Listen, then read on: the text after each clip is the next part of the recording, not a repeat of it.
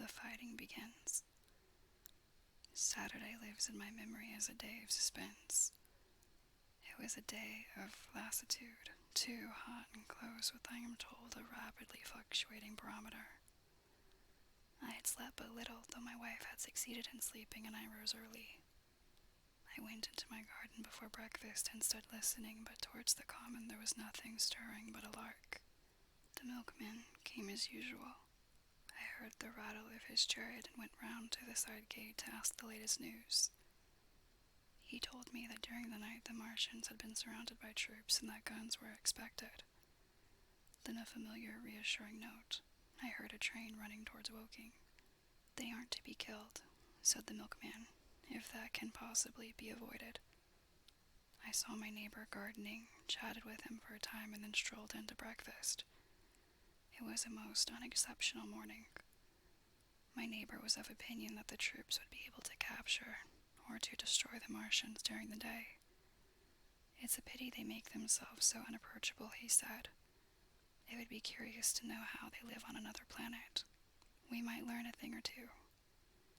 He came up to the fence and extended a handful of strawberries, for his gardening was as generous as I was enthusiastic. At the same time, he told me of the burning of the pine woods, about the Byfleet golf links.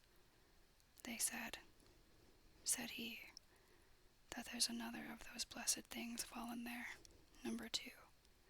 But one's enough, surely. This lot'll cost the insurance people a pretty penny before everything's settled. He laughed with an air of the greatest good humor as he said this. The woods, he said, were still burning and pointed out a haze of smoke to me.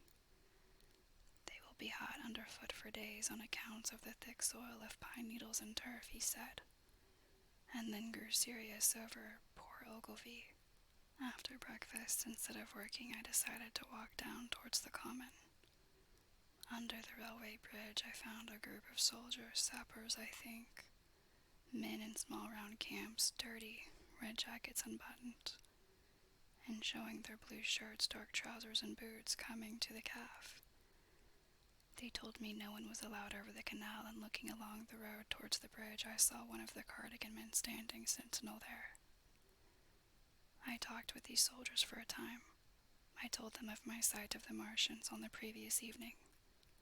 None of them had seen the Martians, and they had but the vaguest ideas of them, so that they plied me with questions.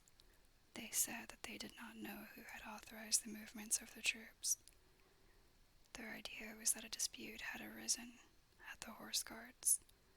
The ordinary sapper is a great deal better educated than the common soldier, and they discussed the peculiar conditions of the possible fight with some acuteness. I described the heat ray to them, and they began to argue among themselves. Crawl up under cover and rush 'em, say I, said one. Get at, said another. What's cover against your eat? Sticks to cook here. What we gotta do is to go as near as the ground to let us, and drive a trench. Blow your trenches. You always want trenches. You ought to have been born a rabbit, Snippy. Ain't they got any necks then, said a third abruptly, a little contemplative dark man smoking a pipe. I repeated my description. Octopuses, said he, that's what I calls 'em. Talk about fishers of men, fighters of fish, it is this time. It ain't no murder-killing beast like that, said the first speaker. Why not shell the darn things straight off and finish 'em, said the little dark man. You can't tell what they might do. Where's the shells, said the first speaker. There ain't no time. Do it in a rush, that's my tip, and do it at once. So they discussed it. After a while I left them, and went on to the railway station to get as many morning papers as I could. But I will not weary the reader with a description of that long morning and of the longer afternoon. I did not succeed in getting a glimpse of the common, for even Horsell and Cobham church towers were in the hands of the military authorities. The soldiers I addressed didn't know anything. The officers were mysterious as well as busy. I found people in the town quite secure again in the presence of the military, and I heard for the first time from Marshall, the tobacconist, that his son was among the dead on the common. The soldiers had made the people on the outskirts of Horso lock up and leave their houses. I got back to lunch about 2, very tired, for as I have said, the day was extremely hot and dull. And in order to refresh myself, I took a cold bath in the afternoon. About 4:30, I went up to the railway station to get an evening paper, for the morning papers had contained only a very inaccurate description of the killing of Stent, Henderson, Ogilvy, and the others, but there was little I didn't know. The Martians did not show an inch of themselves. They seemed busy in their pit, and there was a sound of hammering and an almost continuous streamer of smoke. Apparently they were busy getting ready for a struggle. Fresh attempts have been made to signal, but without success, was the stereotyped formula of the papers. A sapper told me it was done by a man in a ditch with a flag on a long pole. The Martians took as much notice of such advances as we should of the lowing of a cow. I must confess the sight of all this armament, all this preparation greatly excited me. My imagination became belligerent and defeated the invaders in a dozen striking ways. Something of my schoolboy dreams of battle and heroism came back. It hardly seemed a fair fight to me at that time. They seemed very helpless in that pit of theirs. About 3 o'clock there began the thud of a gun at measured intervals from Chertsey or Addlestone. I learned that the smoldering pine wood into which the second cylinder had fallen was being shelled, in the hope of destroying that object before it opened. It was only about 5, however, that a field gun reached Cobham for use against the first body of Martians. About 6 in the evening, as I sat at tea with my wife in the summer house talking vigorously about the battle that was lowering upon us, I heard a muffled detonation from the common, and immediately after a gust of firing. Close on the heels of that came a violent rattling crash quite close to us that shook the ground.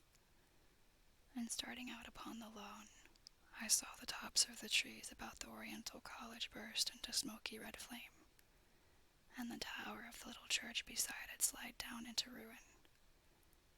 The pinnacle of the mosque had vanished, and the roof line of the college itself looked as if 100-ton gun had been at work upon it.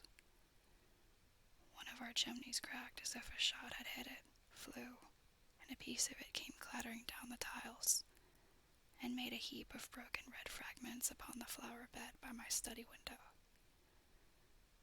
I and my wife stood amazed. Then I realized that the crest of Mayberry Hill must be within range of the Martian's heat ray, now that the college was cleared out of the way.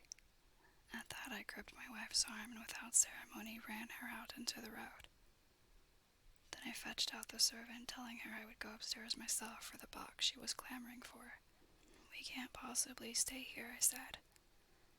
And as I spoke, the firing reopened for a moment upon the common. "But where are we to go?" said my wife in terror. I thought, perplexed. Then I remembered her cousins at Leatherhead. "Leatherhead," I shouted above the sudden noise. She looked away from me down the hill. The people were coming out of their houses, astonished. "How are we to get to Leatherhead?" she said. Down the hill I saw a bevy of hussars right under the railway bridge. 3 galloped through the open gates of the Oriental College. 2 others dismounted and began running from house to house. The sun, shining through the smoke that drove up from the tops of the trees, seemed blood-red and threw an unfamiliar lurid light upon everything. "Stop here," said I. "You are safe here." And I started off at once for the Spotted Dog, for I knew the landlord had a horse and a dog-cart. I ran, for I perceived that in a moment everyone upon this side of the hill would be moving.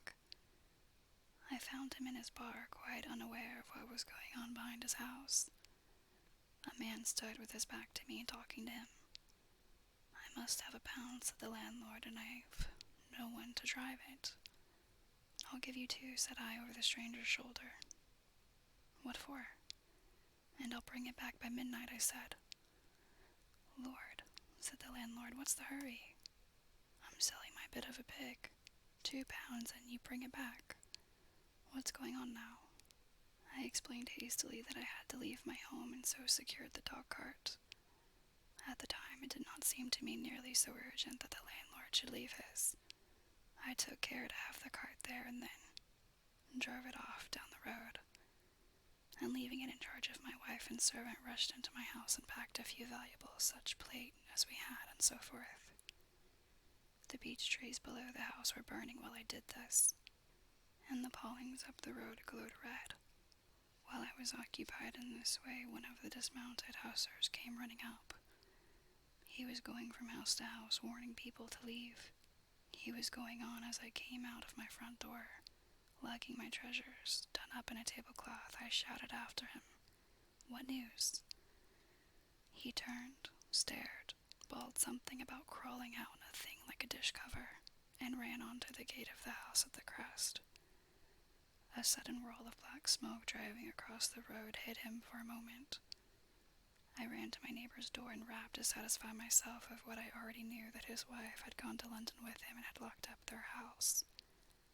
I went in again according to my promise to get my servant's box, lugged it out, clapped it beside her on the tail of the dog cart, and then caught the reins and jumped up into the driver's seat beside my wife. In another moment we were clear of the smoke and noise, and spanking down the opposite slope of Mayberry Hill towards Old Woking. In front was a quiet, sunny landscape, a wheat field ahead on either side of the road, and the Mayberry Inn with its swinging sign. I saw the doctor's cart ahead of me. At the bottom of the hill, I turned my head back to look at the hillside I was leaving. Thick streamers of black smoke, shot with threads of red fire, were driving up into the still air, and throwing dark shadows upon the green tree tops eastward. The smoke already extended far away to the east and west, to the Byfleet pine woods eastward, and to Woking on the west. The road was dotted with people running towards us, and very faint now, but very distinct through the hot, quiet air, one heard the whir of a machine gun that was presently stilled, and an intermittent cracking of rifles. Apparently the Martians were setting fire to everything within range of their heat ray. I am not an expert driver, and I had immediately to turn my attention to the horse. When I looked back again, the second hill had hidden the black smoke. I slashed the horse with the whip, and gave him a loose rein until Woking and Sen lay between us, and that quivering tumult. I overtook and passed the doctor between Woking and Sen.